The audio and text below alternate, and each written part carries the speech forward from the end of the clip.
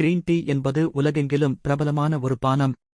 இது கமேலியா சினென்சிஸ் என்ற செடியின் இலைகளில் இருந்து தயாரிக்கப்படுகிறது. அதன் மணம் மற்றும் லேசான சுவைக்காக மக்கள் அதை விரும்புகிறார்கள். இதில் கேட்டசின்கள் எனப்படும் ஆன்டிஆக்சிடென்ட்கள் உள்ளன.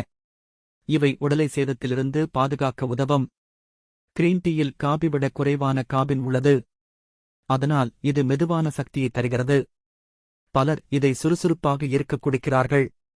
இது நலமான இதயத்திற்கு காரணமாக இருக்கிறது. கொழுப்பு அளவை குறைக்க உதவலாம் என ஆய்வுகள் தெரிவிக்கின்றன. சில ஆராய்ச்சிகள் இதன் மூலம் கொழுப்பை எரிக்கவும் உதவும் என கூறுகின்றன. இது மூளை செயல்பாட்டையும் மேம்படுத்தலாம். கிரீன் டீ குடிப்பதால் மன அழுத்தம் குறையக்கூடும்.